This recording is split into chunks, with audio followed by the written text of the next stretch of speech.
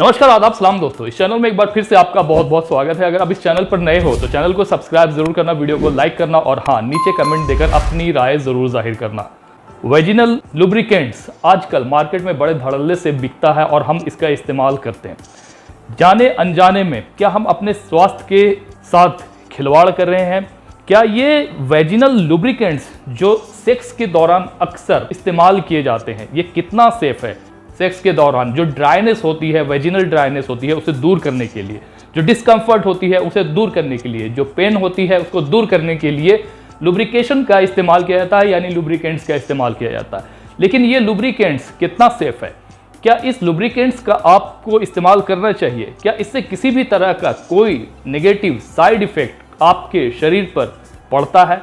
Unfortunately market में ऐसे बहुत सारे लुब्रिकेंट्स मौजूद हैं जिसके ऊपर में नज़रसानी करने की ज़रूरत है, क्योंकि इस तरह के लुब्रिकेंट्स एक दो नहीं बल्कि कई तरीके से और कई तरह से आपके स्वास्थ्य के लिए हानिकारक है। वेजिनल ड्राइनेस होने के बहुत सारे रीज़न होते हैं।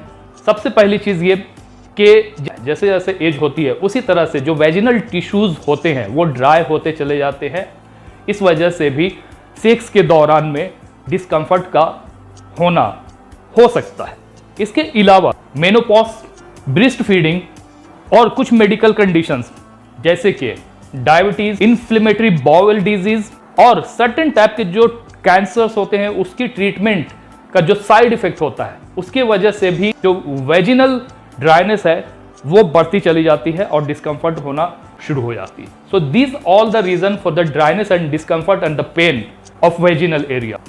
वेजिनल एरिया पर इस तरह के लुब्रिकेंट्स का इस्तेमाल करना कई बार बहुत टॉक्सिक हो जाता है और इसके बहुत ही हानिकारक प्रभाव आपके शरीर पर पड़ते हैं। इस हानिकारक प्रभाव में सबसे मुख्य, सबसे अहम चीज़ ये होती है कि ये आपके रिप्रोडक्टिव सिस्टम को डैमेज कर सकता है, यानी कि आपके बच्चा पैदा करने की सलाहियत और जो शक्ति है उसे खत्म कर सकता है। ये इसका सबसे नेगेटिव प्रभाव है। इसके अलावा इसके और भी हानिकारक साइड इफेक्ट्स हैं जो कि आपके शरीर पर पड़ते हैं और उसे एक एक करके मैं आपको आज इस वीडियो में बताने वाला हूं। इसलिए इस वीडियो को आखिर तक बिना स्किप किए हुए देखना। और इसके साथ साथ मैं ये भी आपको बताऊंगा कि इसका अल्टरनेटिव मेथड क्या है। अगर आप इसे इस्तेमाल नहीं कर सकते हो, नहीं करना चाहते हो, तो फिर इसके अलावा और कोई ऑप्शन अवेलेबल है। कई ऐसे रिसर्च इसके ऊपर में किए गए हैं जो इस बात को साबित करते हैं कि अगर इसका एक्सपोजर ज़्यादा हो और इसका इस्तेमाल ज़्यादा हो वेजिनल टिश्यूज़ पर तो इसके कई भयानक प्रभाव आपके शरीर पर पड़ते हैं। इसके अलावा कई साइंटिस्ट का कहना है कि जो मार्केट में प्रोडक्ट्स अवेलेबल हैं, जो लुब्रिकेंट्स अवेलेबल हैं, उसे रीफॉर्मुलेटेड करने की ज़रूरत है। इसके साथ साथ WHO ने, यानी कि वर्ल्ड हेल्थ ऑर्गेनाइजेशन ने इस पर चिंता जताते हुए एक एडवाइजरी नोट जारी किया है जिसमें उन्होंने इसमें मौजूद पीएच और ओस्मोलाइटिस को जांचने की सलाह दी है। ये पीएच और ओस्मोलाइटिस है क्या? लुब्रिकेंट्स में मौजूद पीएच इस बात को दर्शाती है कि ये कितना एसिडिक है और कितना अल्कलाइन है। वेजिनल लुब्रिकेंट में मौजूद पीएच वेजिना में मौजूद पीएच के मुताबिक कंपेशेबल होना जरूरी है। आमतौर पर ये जो रेंज है जो पीएच का वो 3.8 से लेकर 4.5 तक का होना जरूरी है और ये कंपेशेबल है। अब जो इसमें दूसरी चीज है वो है ओस्मोलाइटिस। ओस्मोलाइटिस लुब्रिकेंट में मौजूद जो सब्सटेंस है उसकी जो टिश्यू में मौजूद मॉइस्चर है उसे ड्रॉ करने की जो एबिलिटी है उस चीज को दर्शाता है। अगर इस चीज का प्रॉपर ख्याल ना रखा जाए तो वेजिना में मौजूद जो नेचुरल मॉइस्चर है ये उसे डिसरप्ट कर सकता है, जिसकी वजह से वेजिना में इंफेक्शन होने के चांसेस बढ़ जाते हैं। अब बात कर लेते हैं उन टॉक्सिक इंग्रेडिएंट्स की, उन टॉक्सिक सब्सटेंसेस की जो कि आमतौर पर जनरली इस तरह के लुब्रिकेंट्स में इस्तेमाल किए जाते हैं। इस तरह के harmful harsh chemical vaginal tissues के लिए बहुत ही हानिकारक हो सकते हैं। और इसके साथ साथ जो माइक्रोबायोम है क्या एक्चुअली? माइक्रोबायोम एक तरह का माइक्रो ऑर्गेनिज्म है जो आमतौर पर जो वेजिनल एरिया होता है वहां पर ये होता है। तो ये लुब्रिकेंट्स में मौजूद हार्श केमिकल इन बैक्टीरियाज को भी डैमेज कर सकती है, इरिटेट कर सकती है। बहुत सारे लुब्रिकेंट्स ऐसे भी होते हैं जिसमें जो हार्श केमिकल का इस्तेमाल किया जाता है उससे लॉन्ग टाइम क्रोनिक डिजीज होने के चांसेस भी बढ़ जाते हैं, जिसमें कैंसर तक भी शामिल है। इसलिए इस तरह के लुब्रिकेंट्स का अगर आप इस्तेमाल कर रहे हो तो बहुत सोच समझ कर करना। वेजिनल एरिया के आसपास जो माइक्रो ऑर्गेनिजम्स मौजूद होते हैं, ये एक तरह से आपके वेजिनल एरिया को प्रोटेक्ट करते हैं हार्श एलिमेंट्स से, इसलिए इसका मौजूद रहना भी जरूरी है।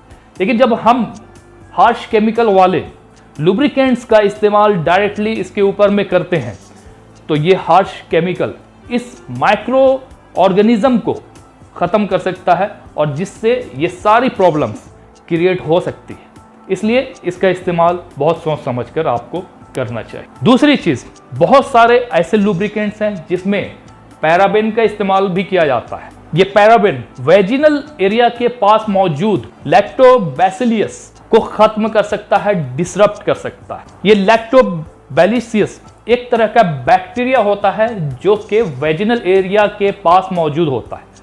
इसका बैलेंस में रहना जरूरी है और इस तरह के हार्मफुल केमिकल जैसे कि पैराबेन का अगर इसमें इस्तेमाल है लुब्रिकेंट्स में और हम इसका एक्सपोजर कर रहे हैं, हम इसे इस्तेमाल कर रहे हैं वेजिनल एरिया पर, तो ये इन बैक्टीरियाज को खत्म कर सकता है, रिड्यूस कर सकता है और इसके कारण बहुत सारे हेल्थ इश्यूज क्रिएट हो सकते हैं। इसलिए इसका बैलेंस में रहना जरूरी है। इस लुब्रिकेंट्स में जो हार्मफुल केमिकल्स मौजूद होते हैं उसमें क्लोरहेक्सिडिन ग्लूकोनेट नाम का केमिकल इस्तेमाल किया जाता है। यह केमिकल वेजिनल एरिया के पास मौजूद लैक्टोबैसिलियस नाम का बैक्टीरिया जो कि आमतौर पर वेजिनल एरिया के पास मौजूद होता है उसे खत्म कर सकता है और उसकी जो बैलेंस है उसको बिगाड़ सकता है। दूसरी चीज जो कि लुब्रिकेंट्स में इस्तेमाल की जाती है वो है पैराबेन। वही पैराबेन जो आमतौर पर बहुत सारे हेयर ऑयल्स में भी इस्तेमाल किया जाता है और उसी का इस्तेमाल इस लुब्रिकेंट्स में भी किया जाता है।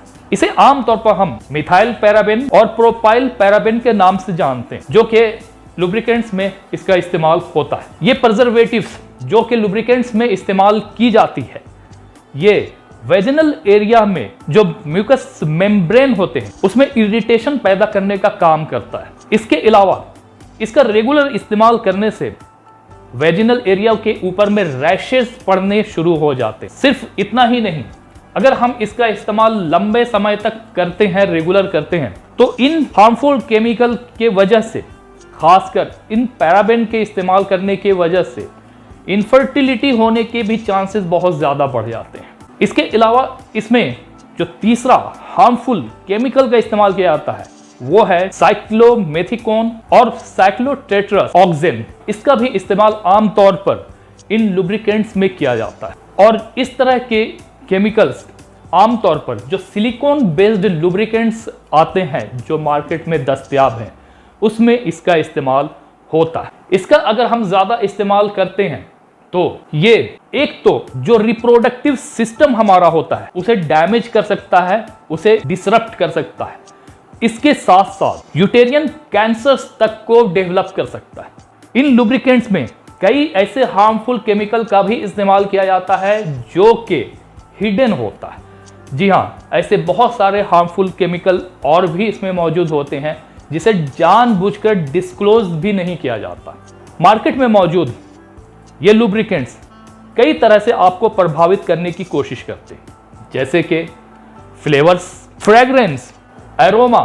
ये चीज़ें आपको अट्रैक्टिव लगती हैं और आपको अट्रैक्ट करने के लिए इस्तेमाल किया जाता है, लेकिन इसके बहुत ही हार्मफुल रिजल्ट्स सामने आए हैं। इस तरह के फ्रेग्रेंस, फ्लेवर्स और एरोमा में कार्सिनोजेन, रिप्रोडक्टिव टॉक्सिन और एलर्जेंस शामिल है। अब ये तो रही ये सारी बातें लुब्रिकेंट्स के बारे में जो कि मैंने अभी आपको बताया कि आप अगर लुब्रिकेंट्स का इस्तेमाल कर रहे हो तो बहुत सेफली इस्तेमाल करो और इन चीज़ों को जानते बूझते हुए अपने स्वास्थ्य के साथ में खिलवाड़ मत करो। अब सवाल ये है कि तो फिर इसका जो सब्स्टिट्यूट क्या है, क्या हम इसे इस्तेमाल करना बंद कर? तो यहाँ पर मैं आपको कुछ पॉइंट्स दे देता हूँ, उन चीज़ों को रिव्यू करते हुए आप इसका इस्तेमाल करो। जैसे कि WHO की गाइडलाइन के द्वारा एक लिस्ट कंप्लीट जारी की गई है जिसमें इन हार्मफुल केमिकल्स का लिस्ट डाउन किया गया है, बताया गया है। इन हार्मफुल केमिकल्स को, लुब्रिकेंट्स को इस्तेमाल करने से पहले और इसे खरीदने से पहले इसे उन इंग्रेडिएंट से मैच ज़रूर करो, चेक ज़रूर करो कि ये आपके लिए सेफ है या नहीं है। और इस तरह के किसी भी हार्मफुल इंग्रेडिएंट का जो कि WHO की गाइडलाइन और नोट में डाला गया है, जो लिस्ट में मौजूद है, उसे मैच तो नहीं कर रहा है। अगर उसमें से कोई भी चीज़ें मैच कर रही हैं तो फिर आप उसे मत खरीदो।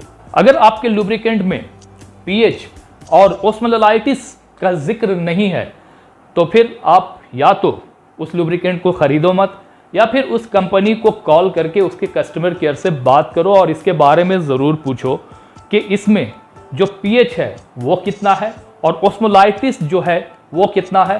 तीसरी, अननेसेसरी जो ये चीज़ें हैं, फ्लेवर्स, एरोमा, फ्रेग्रेंस, इस तरह की जो हाईलाइटेड चीज़ें होती हैं लुब्रिकेंट्स के ऊपर में मौजूद, इस तरह के लुब्रिकेंट्स को आप मत इस्तेमाल करो। उन लुब्रिकेंट्स को इस्तेमाल करो जिसमें ये चीज़ें मौजूद ना हो और जो कि नॉर्मल तरीके से इस्तेमाल किया जा सके। कोई फ्लेवर नहीं, कोई एरोमा नहीं और कोई फ्रेगनेंस नहीं, क्योंकि ये हार्मफुल केमिकल्स होते हैं। इसके अलावा जब आप लुब्रिकेंट्स का इस्तेमाल कर रहे हो और आपको किसी तरह का इरिटेशन या किसी तरह का डिस्कम्फर्ट होता है तो आप इसे इस्तेमाल करना बंद कर दो, और नहीं तो फिर आप स्विच करो और कोई बेहतर ब्रांड लो जो कि सेफ हो। तो ये वो चीज़ें हैं जिसको आपको नज़रसानी करने की ज़रूरत है और जिसे आपको जानने की ज़रूरत है। अब रही बात कि कौन सा लुब्रिकेंट सेफ है, मैं अगर रिकमेंड करूं तो फिर आप इसका इस्तेमाल कर सकते हो। मैं कोई प्रमोशन नहीं कर रहा हूं, बल्कि पूरी स्टडी, पूरी रिसर्च करने के बाद ही आपको ये बता रहा हूं कि आप इसका इस्तेमाल कर सकते हो एज ए अल्टरनेटिव। अगर आप इस्तेमाल करना चाहते हो तो सेफ है और हार्मफुल केमिकल्स का इस्तेमाल बिल्कुल भी नहीं किया गया है। तो आप चाहो तो इसका इस्तेमाल कीजिए और अपने स्वास्थ्य के साथ में खिलवाड़ मत कीजिए। इसके अलावा अगर कोई क्वेश्चन हो, कोई सवाल हो तो नीचे कमेंट बॉक्स में ज़रूर लिखना, मैं आपको उसका रिप्लाई ज़रूर करूँगा। मिलते हैं इसके साथ ही दूसरे वीडियो में, तब तक के लिए बाय बाय, टेक केयर।